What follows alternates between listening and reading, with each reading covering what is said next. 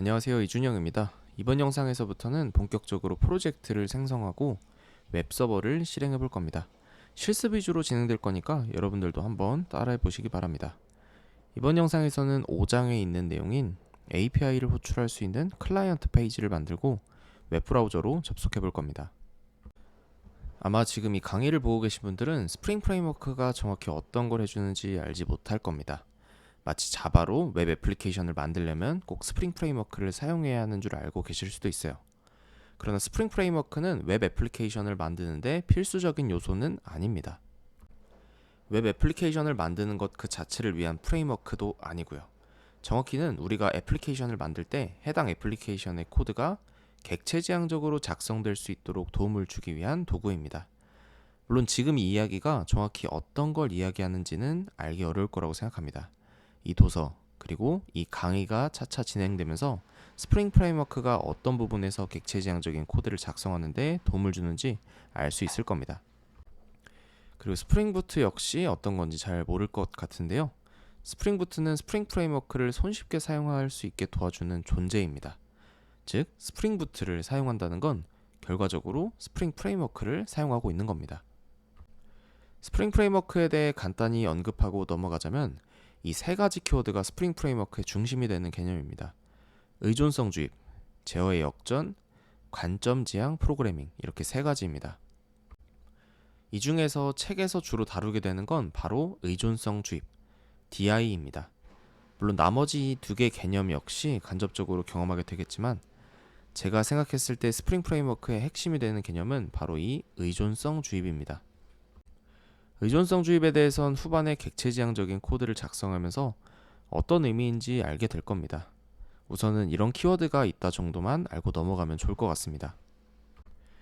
스프링 부트에 대해서도 이야기해 보겠습니다. 스프링 부트 소개 페이지로 가보면 스프링 부트를 소개하는 첫 번째 문장은 바로 이 문장이 나옵니다. 스프링 부트는 그냥 실행하는 것만으로도 스프링 프레임워크 기반의 독립적이고 기업 제품 수준에 해당하는 애플리케이션을 만들 수 있다라고 소개되어 있습니다. 여기서 그냥 실행하는 것만이라는 건 별도의 프로그램이 필요한 게 아니라 오직 자바 애플리케이션을 실행하기만 하면 된다는 의미입니다. 이건 스프링 부트가 가지고 있는 내장 와스에 대한 설명인데요. 과거에는 내장 와스가 아닌 별도의 와스가 필요했습니다. 즉, 애플리케이션을 실행하는 데 필요한 어떠한 요소가 외부에 존재했다는 거죠. 이러면 애플리케이션을 새로운 환경에서 실행시키기 까다롭고 문제가 생겼을 때 봐야 할 요소가 하나 더 생기는 거니까 불편할 겁니다. 이에 따라서 독립적으로 실행될 수 있는 애플리케이션이 유지보수하기에도 더 좋고 새로운 개발 환경을 만들기에도 좋다고 생각할 수 있겠죠. 바로 그 부분을 어필하기 위한 내용이고요. 그리고 기업 제품 수준에 해당하는 애플리케이션은 여러 가지의 의미를 가지고 있는데 기업에서 활용할 만한 정도의 기능들을 다양하게 제공하고 있다라는 의미도 있고 기능들이 안정적이라는 의미도 있습니다. 이런 문구는 사실 마케팅적인 문구이기 때문에 정말로 기업에서 활용할 만한지는 사람들의 평가가 더 중요하겠죠. 이 문구 그대로 스프링 부트는 실제로 많은 기업에서 사용을 하고 있기 때문에 제가 생각했을 때는 맞는 말이라고 생각이 됩니다. 그럼 바로 스프링 부트 프로젝트를 만들러 가보겠습니다. 스프링 부트 프로젝트는 여기 있는 이 URL로 가면 만들 수 있습니다. 스프링 이니셜라이저라는 페이지고요. 여기서 스프링 부트 프로젝트를 생성할 수 있습니다. 자, 이 페이지가 스프링 이니셜라이저 페이지고요. 142페이지에 나와 있는 것과 동일하게 진행을 하겠습니다. 프로젝트에 있는 이 그래들과 메이븐을 선택하는 건 메이븐으로 진행을 하고요. 랭귀지는 자바로 진행을 하고 스프링 부트 버전은 기본으로 선택되어 있는 걸로 사용을 하겠습니다. 지금 제가 이 영상을 찍는 시간 기준으로는 3.2.2가 선택이 되어 있습니다. 그리고 아래쪽으로 내려와서 프로젝트 메타데이터에서 그룹에는 kr.co라고 입력을 하고 아티팩트는 한빗으로 이름을 짓겠습니다. 다른 것들은 딱히 건드릴 필요는 없을 것 같고요. 그리고 이 패키징은 자르로 해야 되고 그리고 자바 버전은 21이랑 17 버전 이렇게 두 개가 되어 있고 17 버전이 기본 선택 버전인데 둘 다 LTS 버전이라고 길게 지원을 해주는 버전이에요. 지금은 17 버전이 기본으로 선택이 되어 있지만 나중에는 21 버전 그 이후에는 다른 버전이 선택이 되어 있을 수도 있습니다. 우리가 실습하는 정도에서는 어떤 자바 버전을 사용해도 상관없으니까 기본으로 선택되어 있는 걸 사용하시면 되겠습니다. 그리고 위쪽으로 올라와서 이 디펜던시스 이 부분에서 스프링 웹이라는 이 의존성을 하나 추가를 해줘야 됩니다. 이렇게만 추가를 해주고 나서 여기 있는 아래쪽에 제너레이트라는 걸 눌러주시면 이 스프링 이니셜라이저를 통해서 스프링 부트 프로젝트가 생성이 됩니다. 자, 이렇게 프로젝트를 다운로드를 받아서 압축을 풀어보면 이런 식으로 프로젝트의 폴더가 있습니다. 이 프로젝트 폴더를 인텔리제이를 통해서 열어줘야 돼요. 자, 인텔리제이를 열어서 UI가 책에 있는 거랑 조금 바뀌었는데 여기서 이 햄버거 모양 아이콘을 누른 다음에 파일에 오픈으로 들어가면 프로젝트를 열 수 있습니다. 자, 여러분들도 조금 전에 압축을 해제한 그 프로젝트 폴더를 찾아가서 열어주시면 되는데 우리가 이 스프링 부트로 열 수 있는 자바 프로젝트는 여기 보시면 아이콘이 조금 다르게 되어 있어요. 다른 것들은 그냥 단순히 폴더 아이콘으로 되어 있는데 여기 오른쪽 아래에 뭔가 추가적인 아이콘이 달려 있는 걸 볼 수 있습니다. 이게 인텔리제이에서 열 수 있는 프로젝트라는 의미니까 이걸 선택을 해서 열어주시면 되겠습니다. 여기서 이걸 선택하고 OK를 눌러주시면 돼요. 자, 그러면 이런 식으로 이 프로젝트를 믿을 수 있냐라는 내용이 나오는데 이런 거는 보안상 문제가 있을 수 있는 프로젝트를 함부로 열지 말라는 겁니다. 근데 지금 이 예제는 우리가 직접 생성한 프로젝트이기 때문에 믿고 열어도 상관없습니다. 그래서 트러스트 프로젝트를 해서 열어주세요. 그리고 다음으로 나오는 새로운 창으로 열지 아니면 지금 이 창을 그대로 사용할지는 여러분들이 마음대로 하시면 되는데 지금 이 기존에 실습했던 이 창은 지금은 필요가 없기 때문에 그냥 디스 윈도우로 저는 열겠습니다. 여러분들은 여러분들이 디스 윈도우로 열지 뉴 윈도우로 열지 선택을 해서 진행을 하시면 되겠습니다. 자, 프로젝트가 이렇게 열렸으면은 애플리케이션을 한번 실행시켜 볼 건데요. 여기 왼쪽에 있는 이 프로젝트 탐색기가 있습니다. 프로젝트 탐색기에서 src에 메인에 자바에 안쪽으로 들어가 보면 kr.co.한빛이라는 이 패키지 아래에 한빛 애플리케이션이라고 있죠. 이 애플리케이션을 실행시켜 보겠습니다. 실행시키는 방법은 오른쪽 마우스 클릭을 한 다음에 Run 한빛 애플리케이션 메인이라고 되어 있는 이걸 선택해서 실행을 시켜주면 됩니다. 자, 이런 식으로 아래에 뭔가 로그가 나오면 잘 실행이 되고 있는 거고요. 로컬호스트의 8080 포트로 접속을 해보면 됩니다. 웹브라우저를 열어서 로컬호스트의 8080으로 접속을 해볼게요. 자, 지금 보시는 것처럼 주소창에 로컬호스트 콜론하고 8080이라고 입력을 하면 됩니다. 이러면 자동으로 HTTP는 붙어서 접속이 됩니다. 이렇게 엔터를 쳐서 들어가 보면 정상적인 페이지가 나오는 게 아니라 화이트 라벨 에러 페이지라는 게 나옵니다. 그리고 404라는 것도 나오죠. 자, 이렇게 에러 페이지가 나와서 정상적으로 실행이 안 된 건가 생각을 할 수 있겠지만 이게 정상적으로 실행이 된 겁니다. 다만 지금 이렇게 뭔가 에러라고 나와 있는 거 그리고 이 404라는 거는 페이지를 찾을 수 없다라는 의미인데요. 우리가 페이지를 찾을 수 없는 이유는 그냥 애플리케이션을 실행만 시켜줬고 이게 웹서버로서 실행만 된 거지 그 웹서버가 요청을 받을 만한 어떤 컨트롤러 같은 것들을 추가해주지 않았기 때문입니다. 이걸 추가해주는 건 이어서 해볼 거고요. 우선 지금은 이 스프링 부트 프로젝트가 가지고 있는 각각의 폴더들이 어떤 역할을 하고 있는지 간단히만 이야기하고 넘어가겠습니다. 자, 다시 인텔리제이로 돌아와서 .idea 그리고 .mvn 이라는 이 두 폴더는 사실 여러분들이 크게 신경 쓸 만한 내용은 아니기는 합니다. 이 IDEA에는 인텔리제이 관련된 이 ID 설정 파일들이 들어있는 거고 MVN에는 우리가 지금 사용하고 있는 이 메이븐이라는 빌드 툴 관련된 파일들이 들어있는 겁니다. 그리고 아래쪽에 이 src 부분에 실질적으로 우리가 사용하는 소스 코드들이 들어가게 되는데요. 크게 이 메인이랑 테스트로 나뉘게 됩니다. 이 메인에는 애플리케이션의 실제 소스 코드들이 들어가고 이 테스트에는 이 실제 소스 코드들을 테스트하기 위한 코드들이 들어가게 됩니다. 우리가 일명 테스트 코드라고 부르는 것들이 들어가는 거죠. 그리고 타겟 폴더가 있는데 이 타겟 폴더는 이 프로젝트를 실행시켰을 때 나오는 클래스 파일들이 있습니다. 여기서의 이 클래스 파일은 점 클래스 파일을 이야기하는 겁니다. 점 자바는 자바 소스 코드고 이 소스 코드를 컴파일 했을 때 점 클래스 파일들이 나오죠.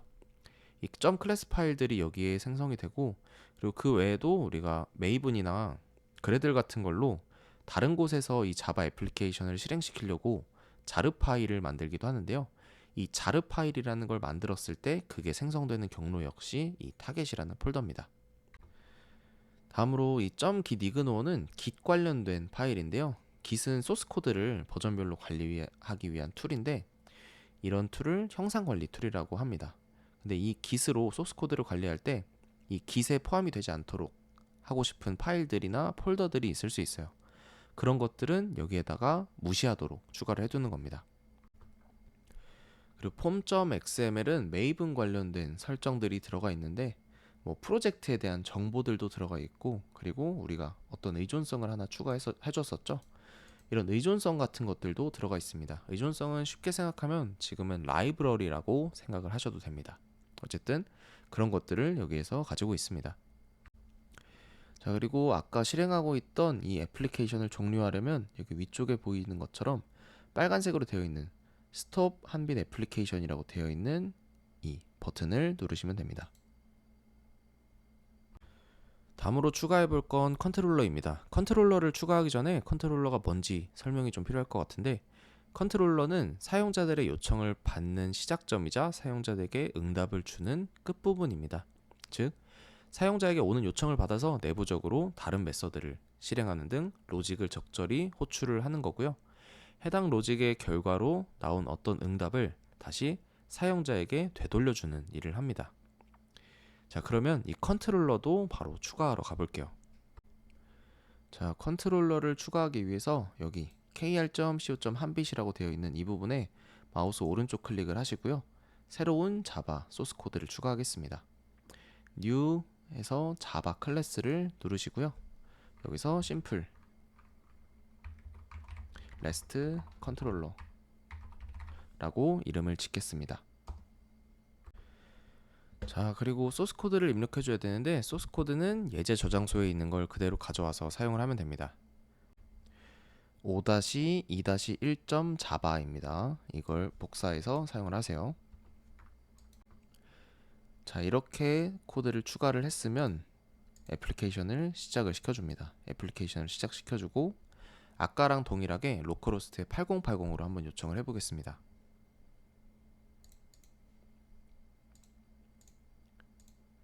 자, 이렇게 새로 고침을 해보면 이번에는 헬로라고 나온 걸 볼 수가 있죠. 저기서 나온 이 헬로는 여기 있는 이 리퀘스트 매핑이라고 되어 있는 이 부분에 return hello라는 문자열이 되어 있죠. 이 값이 그대로 사용자에게 응답으로 돌아온 걸 볼 수 있습니다. 이 부분에 대해서는 조금 설명이 필요할 것 같은데요. 이렇게 REST 컨트롤러라고 등록이 되어 있는 이 컨트롤러 클래스 내에서 리퀘스트 매핑이라고 되어 있는 이 애노테이션이 달려 있는 경우, 어떠한 경로, 그 경로에 매핑이 된다면 여기 있는 이 메서드가 실행이 됩니다. 그리고 이 메서드의 실행 결과로 반환되어 있는 이 문자열, 헬로라는 문자열이 사용자에게 응답으로 간 거죠. 제가 앞에서 보여드린 그림이랑 설명에 부합되죠. 자, 그래서 결국 이 아무것도 없는 경로, 이 아무것도 없는 경로는 슬래시로 표현을 한다 라고 알아주시면 될 것 같고요. 다음으로는 by라는 경로에도 하나 추가를 해보겠습니다. 5-2-2.java에도 있지만 간단한 거라서 그냥 직접 추가를 해줄게요. 이렇게 by라는 경로로 요청이 들어왔을 때 by라는 문자열을 반환하도록 했습니다. 자, 이렇게 바꿔주고 애플리케이션을 재시작시킨 다음에 한번 접속해 볼게요. 자, 이번에는 그냥 로컬호스트에 아무것도 없는 경로가 아니라 by라는 경로로 접속을 해보겠습니다. 자, 접속을 해보면 지금 보시는 것처럼 by라는 문자열이 찍힌 걸 볼 수 있죠. 자, 그리고 도서에는 나와 있는데 제가 직접 해보진 않을 겁니다. 만약에 이 둘 다 이렇게 by라고 되어 있는 경우, 이 경우에는 어떻게 실행이 될까요? 여러분들이 한번 해보시기 바랍니다. 다음으로 URL의 구조에 대해서 간단히 설명하고 넘어가겠습니다. 우선 이 위에 있는 형태가 우리가 일반적으로 볼 수 있는 URL 형태입니다. 가장 앞에 있는 건 스키마고 이건 프로토콜을 표현하는 겁니다. 다음으로는 호스트 부분인데 이 부분은 보통 도메인 주소나 IP 주소가 옵니다. 이전 영상에서 이미 배웠죠. 포트 역시 HTTP는 802 기본 포트인데 다른 포트, 즉 8080 같은 다른 포트를 사용하기 때문에 이렇게 명시를 해줘야 되는 겁니다. 그리고 그 다음으로는 이 URL에 대한 패스가 옵니다. 한글로는 이 패스는 경로라고 이야기를 합니다. 그리고 아래에는 잘 사용되지 않는 형태이기는 한데 인증을 위해서 이렇게 유저의 아이디랑 패스워드를 URL에 같이 넣어서 구성하기도 합니다. 마지막으로 실습해 볼 건 HTML 문서 같은 정적 리소스를 추가해 보는 건데요. HTML은 컨트롤러를 통해서도 응답을 줄 수 있지만 변하지 않는 HTML 페이지를 사용자에게 제공해 주려고 할 때는 정적 리소스로 등록하는 게 더 좋은 방법입니다. 불필요하게 컨트롤러 로직을 탈 필요도 없이 HTML 문서를 응답으로 줄 수 있으니까요. 물론 이건 상황에 따라 달라질 수 있기 때문에 여러분들이 적절한 방법으로 HTML 문서를 사용자들에게 제공해주면 됩니다. 그럼 정적 리소스를 추가하러 한번 가보겠습니다. 정적 리소스를 추가하기 위해서는 여기 있는 이 리소스 폴더에서 스태틱이라고 되어 있는 이 부분에 HTML 문서를 추가를 해야 됩니다. 여기다가 마우스 오른쪽 클릭을 하시고 New에 HTML 파일 혹은 그냥 파일을 하셔도 됩니다. 이름을 HTML로 지어주면 되니까요. backend.html이라고 파일 이름을 지어주겠습니다. 그리고 다음으로는 지금 여기 나와 있는 것처럼 입력을 해주세요. 이거 역시 GitHub에 소스 코드로 제공이 되어 있습니다. 자, 이렇게 정적 리소스 backend.html을 추가를 해주시고 애플리케이션을 재시작 시켜주세요. 자, 혹시라도 이 아까 제가 했던 것처럼 둘 다 바이 똑같은 URL로 바꿔놓고서 실행을 하시면 안 됩니다. 자, 다시 돌아와서 이 웹브라우저에서 backend.html이라고 접속을 해보세요. 그러면 우리가 HTML 코드를 입력해 준 대로 여기에 HTML 문서가 나온 걸 볼 수 있습니다. 자, 여기까지 5장 API를 호출할 수 있는 클라이언트 페이지를 추가하는 걸 진행을 해봤습니다. 다음 영상에서는 5장 후반에 있는 기술 면접 팁에 대해 이야기해 볼게요. 그럼 다음 영상에서 뵙겠습니다. 감사합니다.